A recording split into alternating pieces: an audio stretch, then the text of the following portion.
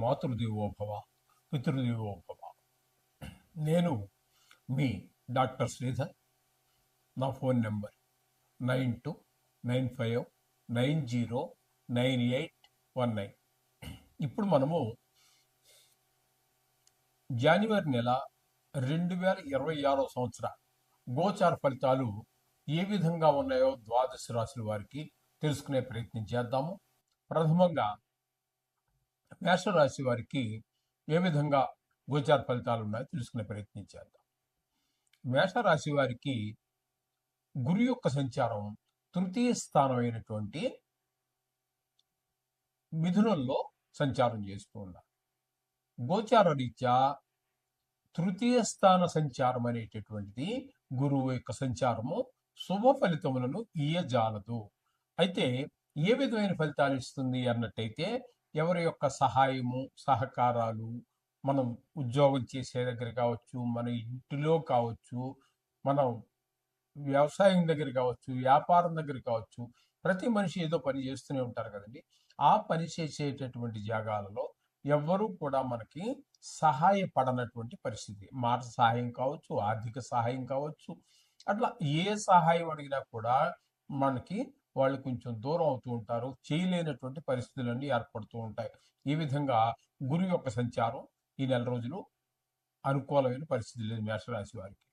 ఇకపోతే 5వ స్థానంలో కేతుగ్రహ సంచారం జరుగుతున్నది.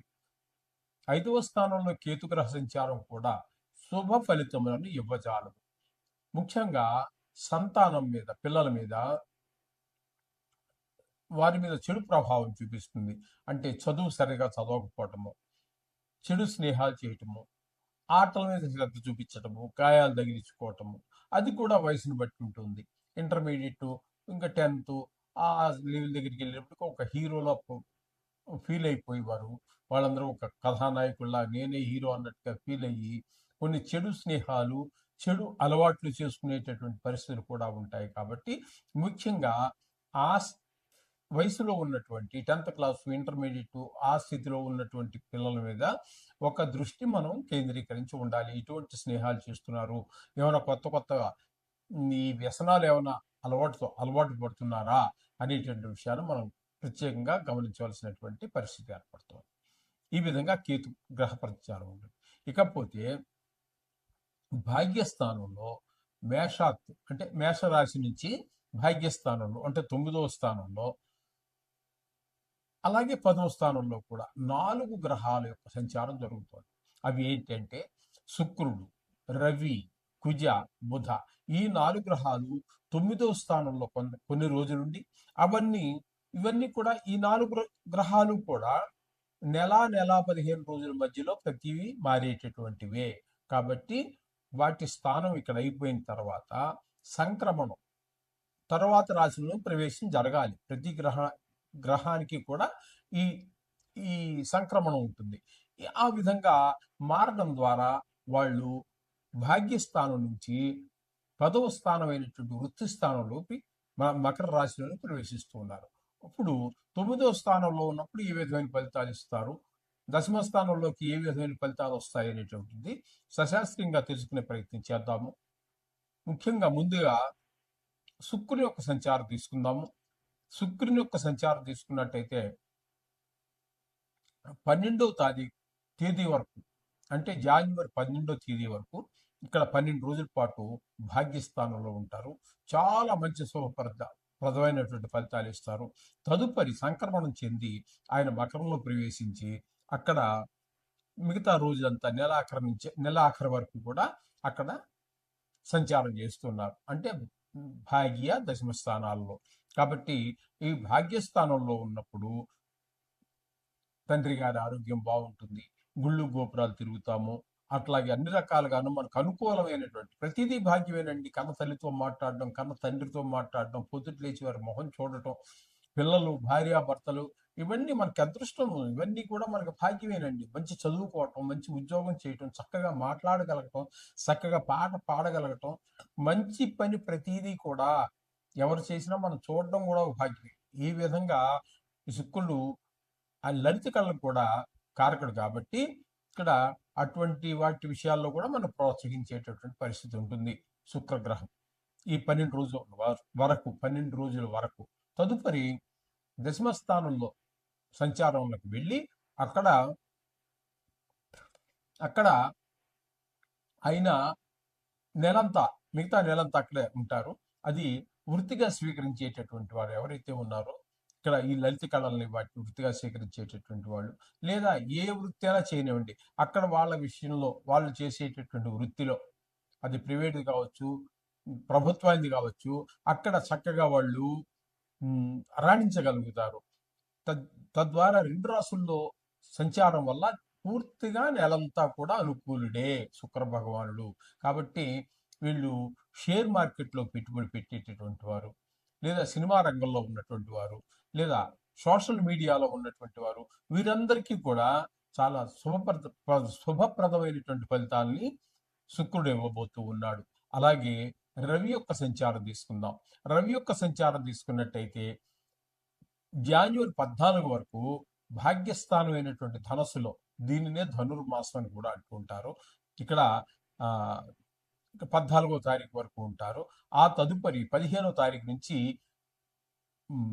మకర సంక్రమణం అంటే మకరంలో ప్రవేశిస్తారు. ప్రవేశించి 15వ తారీఖు నుంచి నెలాఖరు వరకు ఉంటారు. అది దాన్ని మనం మకర సంక్రమణం అంట. ఆ రోజునే మనకి భోగి సంక్రాంతి ఇట్లాంటి పండుగలన్నీ వచ్చేది ఇదే సమయం అనమాట అండి. ఇక్కడ భాగ్యస్థానంలో రవి ధనుర్మాసంలో యోగించడు, కానీ పరమ పవిత్రమైనటువంటి మాసంగా దీన్ని భావించాలి.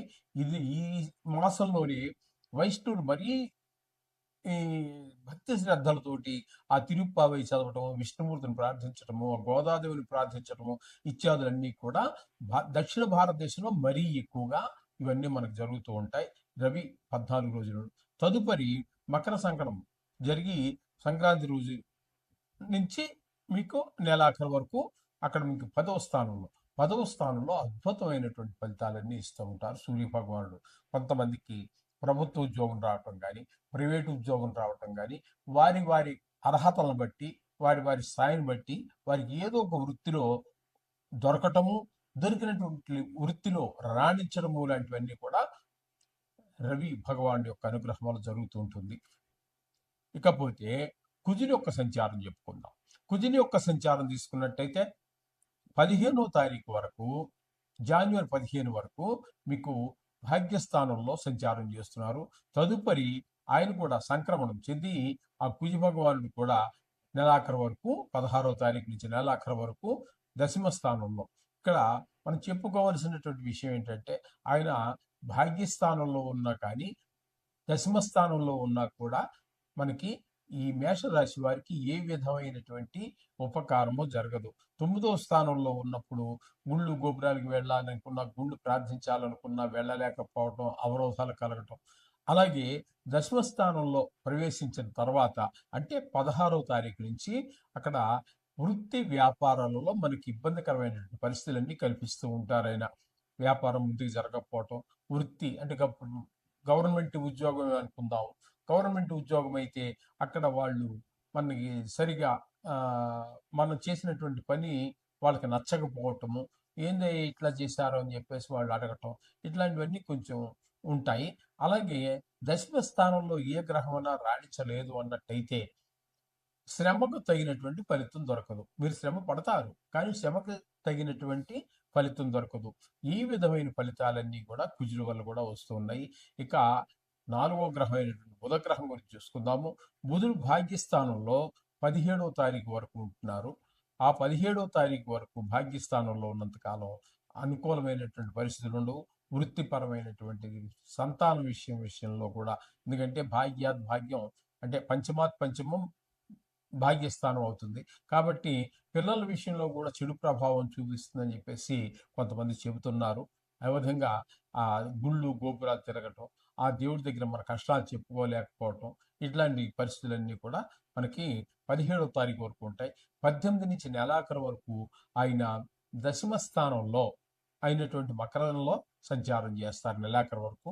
ఆ కాలంలో మాత్రం దశమ స్థానంలో బుధుడు చాలా చక్కగా మీకు అనుకూలమైన ఫలితాలు ఇస్తారు. మీ వ్యాపారం మీరు ఊహించిన దానికన్నా కూడా బాగా జరుగుతుంది. లాభాలు బాగా వస్తాయి. అదేవిధంగా మీరు ప్రభుత్వ ఉద్యోగం అనుకోండి. ప్రభుత్వ ఉద్యోగంలో లాభాలు రావడానికి ఏముండదు. కానీ వాళ్ళకి ప్రమోషన్ రావటమో, లేతే అరియర్స్ ఏవో రావటమో, ఇట్లా రావటమో, లేదా మీరు పడిన శ్రమకి ఒక మంచి ఈ చాలా బాగా చేశారండి అని మీ పై అధికారి అన్నాడనుకోండి. ఎంత ఆనందంగా ఉంటుంది మనసు. ఈ విధంగా శ్రమకు తగినటువంటి ఫలితం అంతా లభించడం కూడా ఈ బుధుడి వల్ల దశమ స్థాన సంచారం వల్ల కలుగుతుంది. ఇది గమనించుకోవాలి. ఇకపోతే ఏకాదశ స్థానంలో రాహు భగవాన్ యొక్క సంచారం తీసుకోవాలి. రాహు 11వ స్థానంలో ఏకాదశ స్థానంలో మంచి ఫలితాలన్నీ ఇస్తూ ఉన్నారు నెలంతా కూడా. అంటే మనం ఇప్పుడు చెప్పుకుంటున్నవి నెల ఫలితాలు కాబట్టి, కానీ ఇంకా ఇంచుమించుగా ఆయన సంవత్సరం పైన ఇక్కడే ఉంటారు. ఆయన ఆ రాశిలో ఉండవలసినటువంటి సమయం సంవత్సరం మీద 6 నెలలు కొంతకాలం గడిచింది కాబట్టి మిగతా అంతా కాలం ఉంటారు. కానీ మనం నెల ఫలితాలు చెప్పుకుంటున్నాం కాబట్టి ఇక్కడ రాహువుని ఈ జనవరి నెలాఖరు వరకు చెప్పుకుందాము. పూర్తి అనుకూలమైనటువంటి ఫలితాలను మీకు ఏకాదశి స్థానంలో ఇవ్వబోతున్నారు. అంతా ధనానికి లోటు రానివ్వరు. ధనార్జన బాగుంటుంది. ఏదైనా వ్యవహారం చేస్తే ఆ వ్యవహారంలో కానీ కొత్తగా వ్యాపారం ఏదైనా మొదలుపెట్టినా వాటిలో ఖచ్చితంగా విజయాన్ని సాధించగలుగుతారు. ఈ విధమైనటువంటి ఇంట్లో కుటుంబ సభ్యుల ప్రోత్సాహం ఉంటుంది. ఈ విధంగా రాహు యొక్క సంచారం అద్భుతమైనటువంటి ఫలితాల్ని మేషరాశి వారికి ఇవ్వబోతున్నారు. ఇకపోతే శని భగవానుడు ఏ స్థానంలో సంచారం చేస్తున్నారు. ఏ స్థానంలో శని భగవాన్ యొక్క సంచారం చెప్పుకోవాలి అన్నట్టయితే ఇది ఏలినాటి శని. ఏలినాటి శని 3 రాసుల్లో జరుగుతూ ఉంటుంది. కానీ ఇక్కడ వ్యయ స్థానం అయినటువంటి 12వ స్థానంలో జరుగుతోంది కాబట్టి ఇక్కడ మనకి ధన వ్యయం, ధన నష్టం, ధన వ్యయం వేరుగా ఉంటుంది. ధన నష్టం అనేది ఏమో నష్టపోవటం. ధనం ఏమంటే ఖర్చు పెట్టుకుని మనం ఏదో ఎంజాయ్ చేస్తాం, అది వేరే. ధన వ్యయం అంటే వేరు, ధన నష్టం అంటే వేరు. ధన నష్టం అంటే ఎవరో పర్సు కొట్టేశారు, లేకపోతే మనం పర్సు పోగొట్టుకున్నాము, లేకపోతే ఎవరో మాయమాటలు చెప్పి మనకి దగ్గర 50,000 50 లక్షలు కాజేశాడు. ఇవన్నీ ధన నష్టం కిందకు వస్తాయి. అలాగే ఈ 12వ స్థానం అనేది చాలా కొంచెం భయంకరమైనటువంటి స్థానం, దుష్ట స్థానంగా చెప్పుకోవాలి. దీంట్లో కొంతమందికి, ఎందుకంటే ఇప్పుడు మనం చెప్పుకుంటున్నటువంటి రాశిగతమైనటువంటి ఫలితాలు కాబట్టి, ఈ రాశిగతం అంటే ప్రపంచ జనాభాని మీరు తీసుకుంటే 830 కోట్లని 12 పెట్టి భాగిస్తే సుమారుగా ఒక్కొక్క రాశికి 70 కోట్ల మంది వస్తారండి. అంచేత చాలా ఇన్ని కోట్ల జనాభాకి ఒకటే జరుగుతుందా? జరగదు. ఇందులో పరమ పుణ్యాత్ములు ఉంటారు, పరమ పాపాత్ములు ఉంటారు. అట్లా పాపం చేసేటటువంటి పాప పనులు, క్రూరమైన పనులు, క్రిమినల్స్ వీళ్ళందరూ కూడా చాలా మంది ఉంటారు. అటువంటి వారికి కారాగార శిక్ష పడే అవకాశం కూడా ఉంటుంది. కొంతమందికి ఏమీ జరగకపోయినప్పటికీ కూడా భార్య నష్టం, అంటే భార్య చనిపోవటం, లేకపోతే బతికున్నా కూడా ప్రయోజనం లేనటువంటి పరిస్థితి, ఇట్లాంటివన్నీ కూడా జరిగేటువంటి అవకాశాలు ఏ స్థానంలో శని భగవాన్ యొక్క సంచారం వల్ల కలుగుతోంది. కాబట్టి ఇక్కడ ఇప్పుడు మనం ఏ గ్రహం మనకి అనుకూలమైన ఫలితాలు ఇస్తోంది, ఏ గ్రహం ప్రతికూలమైన ఫలితాలు ఇస్తోందని మనం చెప్పుకున్నాం కాబట్టి, ఇప్పుడు ముఖ్యంగా మేషరాశి వారికి చెప్పుకోవాలంటే శుక్రుడు పూర్తిగా నెలంతా కూడా మీకు అనుకూలమైన పరిస్థితిలో ఉన్నాడు. ఇక్కడ రవిని కనుక తీసుకున్నట్టయితే పాక్షికంగా 15 రోజులు మాత్రం మనకి చాలా చక్కటి ఫలితాలు దశమ స్థానంలో, అంటే మకరంలో సంచరించే కాలంలో మీకు చాలా మంచి శుభ ఫలితాలు ఇస్తాడు. ఉద్యోగపరమైన, వృత్తిపరమైన, ఆరోగ్యపరమైన విషయాలన్నింటిలో కూడా మనకు సహకరిస్తాడు. ఇకపోతే బుధుడు కూడా ఒక 13 రోజుల పాటు సహకరిస్తున్నారు. రాహువు పూర్తిగా నెలంతా కూడా, అంటే ఇక్కడ శుక్రుడు పూర్తిగా రాహు అనుకూలిస్తూ ఉన్నారు. 2 గ్రహాలు పూర్తిగాను, 2 గ్రహాలు పాక్షికంగాను అనుకూలిస్తూ ఉన్నాయి. కాబట్టి ప్రతికూలమైనటువంటి గ్రహాలు ఉండనే ఉంటాయి. కాబట్టి మీరు రోజు మనం చెప్పుకుంటున్నాం, 2.5 సంవత్సరాలుగా ప్రతిరోజు చెప్పుకుంటూ ఉన్నాం. మీకు ఈసరికి రాని వాళ్ళు ఎవరు ఉండరు.